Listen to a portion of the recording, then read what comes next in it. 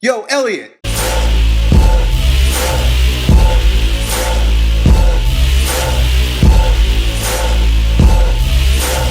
It's got a question from Man and Bitch, right? And his screen thing is a little kitty.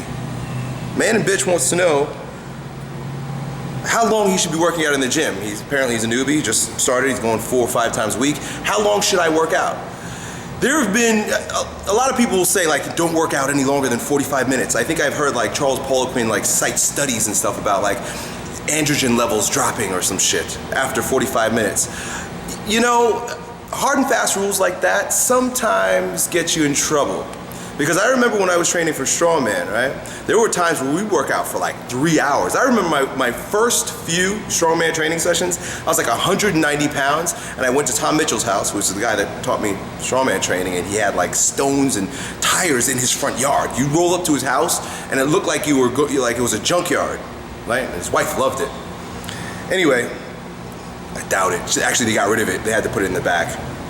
Anyway, we would do workouts on Saturdays that lasted from like 10 to 1, 10, 11, 12, 1, 3 hours. 3 fucking hours, and we got big and we got strong.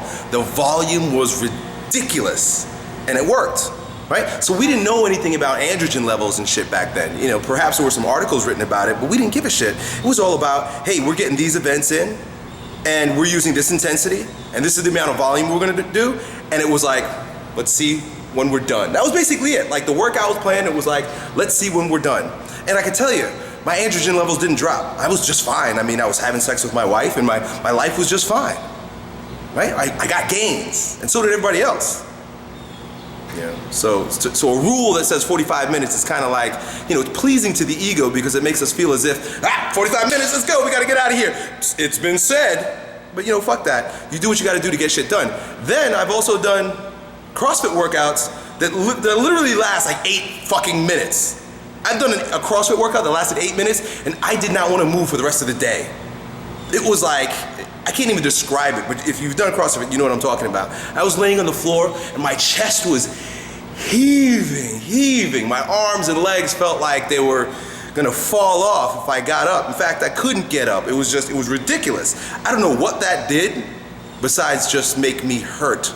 But it was a workout. I mean, you can't argue with that shit. It was a fucking workout.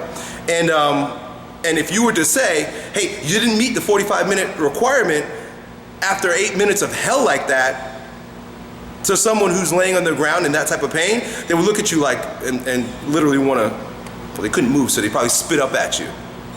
Because you ain't doing 45 minutes of that, right? So to say that there is a optimal amount of time for training really depends on what you're doing during that time. Do you understand? And your question is very vague, Mr. Man and Bitch with the kitty cat. So I don't know exactly what you're trying to do, what kind of workouts they are. If they're CrossFit workouts, you probably don't want to do them more than 8 minutes. If they are high volume, sometimes bodybuilding, definitely strongman and powerlifting routines, they can last an hour and a half. I mean, I easily worked out an hour and a half when I was training for strength. I mean, we took 5-minute rest intervals sometimes. So the answer is there's no fucking answer. That's the way Elliot Hulse rolls. It all depends. Peace. Yo, Elliot!